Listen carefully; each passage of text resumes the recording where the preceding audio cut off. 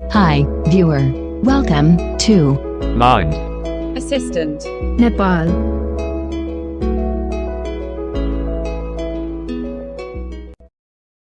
Hi everyone, welcome back in my YouTube channel. This is Miss Soil. तपाईहरुमा आज फेरि पनि एउटा नयाँ भिडियोको साथमा उपस्थित भइसकेको छु।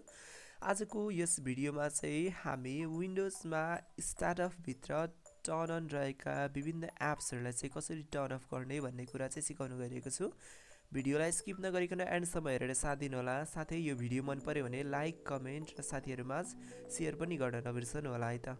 बेसिकली गाइज, यदि हाम्रो विन्डोजमा चाहिँ स्टार्टअप भित्र विभिन्न एप्सहरु चाहिँ टर्न अन भएको छ भने के हुन्छ भने जब हामीले विन्डोजलाई चाहिँ टर्न अन गर्छौं, टर्न अन गरिसकेपछि अथवा रिस्टार्ट गरिसकेपछि ती एप्सहरु चाहिँ अटोमेटिकली रन हुन्छ, यानी कि अटोमेटिकली ओपन हुन्छ, जसले गर्दाखेरि हामीले चाहिँ विभिन्न खालको समस्याहरू भोग्न पर्ने हुन्छ। जस्तै हाम्रो ल्यापटप चाहिँ हामीलाई स्लो चलेको जस्तो टाइपको फिल हुन्छ, अनि त्यसैगरी हाम्रो विन्डोजसँग रहेर गर्नुपर्ने डेली एक्टिभिटिजहरु चाहिँ हामीलाई गर्न अलिकति टाइम लाग्छ, र्याम पनि धेरै कन्ज्युम गर्छ।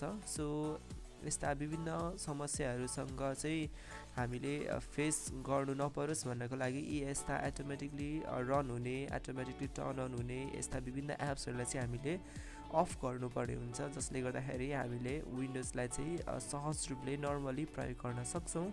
सो तपाईहरुले पनि फेस गरिरहनु भएको होला, जब तपाईले विन्डोजलाई चाहिँ टर्न अन गर्नुहुन्छ, टर्न अन गरिसकेपछि यस्ता विभिन्न एप्सहरु चाहिँ अटोमेटिकली रन भइराख्ने, अनि त्यसपछि र्यामहरु धेरै कन्ज्युम हुने, ल्यापटप अलिकति स्लो भएको हो कि जस्तो फिल हुने, कहिलेकाहीँ ल्यापटपै नचल्ने, स्क्रिन रिडर नबोलिने जस्ता विभिन्न प्रब्लमहरु नै फेस गरिरहनु भएको होला। सो यस्तो हुन नदिनको लागि हामीले यो अटोमेटिकली रन हुने विभिन्न एप्सहरुलाई चाहिँ क्लोज गर्नुपर्ने अथवा टर्न अफ गर्नुपर्ने हुन्छ है त। सो यसको लागि चाहिँ अब चाहिँ हामी के गर्नुपर्ने हुन्छ भन्ने कुरा चाहिँ हामी डिटेली सिक्ने छौं। यो भिडियो चाहिँ तपाईहरुलाई मैले विन्डोज 11 बाट रेकर्ड गर्दै छु। सो विन्डोज 10 छ भने अथवा 11 नै छ भने केही फरक पर्दैन, सेटिङ हल्का तलमाथि हुन सक्छ। केही तपाईहरुलाई जिज्ञासा लाग्यो भने कमेन्ट गर्नु होला, म तपाईहरुलाई जसरी भए पनि रिप्लाई गर्नेछु अनि तपाईहरुलाई सिकाइदिने छु है त, केही बुझ्नु भएन भने। सो यो कसरी गर्ने भन्ने कुरा चाहिँ अब हामी चाहिँ जानौ है त। So let's start. Well guys, यसको लागि चाहिँ सुरुमा तपाईहरुले चाहिँ सेटिङलाई ओपन गर्नु होला। सो जसरी ओपन गर्दा पनि हुन्छ, विन्डोज आई गर्दा पनि हुन्छ, अथवा स्टार्ट मेनु खोलेर सेटिङमा टाइप गरेर सेटिङ खोजेर ओपन गर्दा नि हुन्छ है त। जस्तो म यहाँ सेटिङ ओपन गर्छु। ओके, एकचोटी टाइप गर्नु होला। ओके, टाइप गरिसकेपछि तपाईहरुले हेरेर यस्तो खालको इन्टरफेस देखा पर्छ। तपाईहरु यदि विन्डोज 10 युजर हुनुहुन्छ भने राइट एरो अथवा डाउन एरो जे भए पनि गर्नु होला। यदि विन्डोज 11 युजर हुनुहुन्छ भने डाउन एरो गर्दै एप्समा पुग्नु होला है त। System but selected, Bluetooth devices but selected, network internet but selected, 4 of 12 level personalization but selected, 5 of 12 apps but selected, 6 of 12 level 1. Okay, एप्समा पुगिसक्नु भएपछि तपाईहरुले सिम्पली यहाँनिर इन्टर गर्नु होला। Apps selected. इन्टर गरिसकेपछि तपाईहरुले यस्तो खालको इन्टरफेस देख्न सक्नुहुन्छ। एकचोटी टाइप गर्नु होला। Apps button 1 of 1. फेरि पनि एकचोटी टाइप गर्नु होला। List installed apps 1 of 7. Okay, list install app भनेर भन्छ, अनि सिम्पली तपाईहरु डाउन एरो गर्दै स्टार्ट एपमा पुग्नु होला है त। Advanced default app offline map apps for website video playback startup 7 of 7. Okay, start अपमा पुगिसक्नु भएपछि सिम्पली इन्टर गर्नु होला। Startup sort by grouping sort by combo box name collapsed. Okay, तपाईहरुले चाहिँ सोर्ट बाइ यसो देखाउँछ, यसलाई इग्नोर गर्नु होला, सिम्पली ट्याप गर्नु होला। List honey game 1 of 16. Okay, जति पनि एप्सहरु यहाँनिर अवेलेबल छ ती एपहरु चाहिँ तपाईले टर्न अफ गर्नुपर्ने हुन्छ। स्टार्टअप भित्र रहेका विभिन्न एप्सहरुको लिस्ट तपाईहरुले यहाँ देख्न सक्नुहुन्छ। मेरो यहाँनिर 16 वटा छ। 16 वटा मध्ये 1 यो फर्स्ट एप भएको हुनाले 1 अफ 16 भनेको है त। तपाईको जति पनि देखाउन सक्छ। यहाँनिर विभिन्न एप्सहरु रहेको छ। सो कुन एप चाहिँ तपाईहरुको विन्डोजलाई टर्न अन गर्दा अटोमेटिकली रन हुन्छ, त्यो एपहरु चाहिँ तपाईले यहाँनिर अप एरो डाउन एरो गरेर फाइन्ड गर्नु होला। Microsoft Edge 4, Microsoft OneDrive 5 of 6, Microsoft Edge 4 of 6, Microsoft Edge 3 of 16. जस्तै मेरो यो माइक्रोसफ्ट एज भन्ने यो अटोमेटिकली विन्डोज टर्न अन गर्दा ओपन हुन्छ। सो यसलाई क्लोज गर्न चाहन्छु। यसरी एपमा पुगिसक्नु भएपछि सिम्पली टाइप गर्नु होला। Microsoft Edge grouping, Microsoft Edge toggle button press Microsoft Corporation but measured.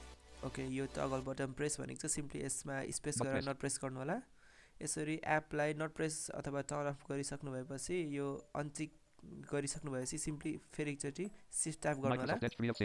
Shift tap गरिसकेपछि तपाईहरु सिम्पली त्यो एपको लिस्टमा फेरि आइपुग्नुहुन्छ फेरि अन्य एपहरुको कुन तपाईहरुको अटोमेटिकली रन हुन्छ त्यो एपमा जानु होला Microsoft अपेर Edge 4 डाउनलोड of 16, गर्दै Microsoft One, Microsoft Teams 6, Microsoft OneDrive 5 of 16. Okay Microsoft one drive पनि मेरो ओपन हुन्छ त्यही भएर माइक्रोसफ्ट वन ड्राइभमा पुगिसकेपछि म यहाँनिर ट्याप गर्छु Microsoft OneDrive grouping, Microsoft OneDrive toggle button, press Microsoft यसलाई पनि but नट press. प्रेस गरिदिन्छु अनि नट प्रेस अथवा नट चेक गरिसकेपछि यो पनि अटोमेटिकली रन हुँदैन है त Microsoft OneDrive 5 of 16. मतलब तपाईले यहाँनिर आइसक्नु भएपछि सबै एपहरु हेर्न सक्नुहुन्छ अटोमेटिकली रन हुने नहुने भन्ने कुराहरु Microsoft OneDrive 5, Microsoft Teams 6 of 16. कुनै पनि एपहरु अटोमेटिक रन हुन्छ हुँदैन अथवा यो टर्न अन छ कि छैन भनेर Microsoft Teams 6 of 16. त्यो एपमा पुग्नु होला एपमा पुगिसकेपछि एकचोटि ट्याप Microsoft गर्नु Teams होला grouping, Microsoft Teams toggle button, press Microsoft but vision. Tap गरिसकेपछि तपाईहरुको यहाँनिर But pressed. यसरी प्रेस भन्छ यो प्रेस भनिसकेपछि यसमा स्पेस गरेर प्रेस गर्नु होला अनि Microsoft Teams 6 of तपाईले टर्न अफ गर्न Package सक्नुहुन्छ shift phone link 8 of 6, Multech HD audio, Skype 10 of 6, Terminal 11 of 6, Skype 10 of 6, so Terminal यहाँनिर Midroom 12 of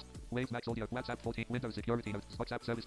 ओके यहाँनिर विभिन्न एप्सहरु छ तपाईहरु चाहिँ कुन एपले चाहिँ आफुलाई डिस्टर्ब गरेको छ ती एपहरुलाई चाहिँ यसरी तपाईहरुले अटोमेटिकली रन हुन नदिनको लागि टर्न अफ गर्न सक्नुहुन्छ सायद तपाईहरुले यो कुरा बुझ्नु भयो होला सो बुझ्नु भएन भने भिडियोलाई एकचोटि रिपिट गरेर हेर्नु होला अनि त्यसपछि तपाईहरुले बुझ्नु हुनेछ सो आजको यो भिडियोमा यति नै यो भिडियो मन पर्यो भने लाइक कमेन्ट र आफ्नो सल्लाह सुझाव प्रतिक्रिया तथा जिज्ञासाहरु चाहिँ कमेन्टमा राख्न नबिर्सनु होला साथै हामीलाई चाहिँ हाम्रो टेलिग्राम च्यानल हाम्रो युट्युबमा फलो गर्नु होला र यो भिडियो सबैमा शेयर पनि गर्न नबिर्सनु होला thank you so much for watching this video हामी अर्को भिडियोमा पुनः उपस्थित हुनेछौँ यस्तै इन्फर्मेटिभ भिडियोको साथ so have a wonderful day and take care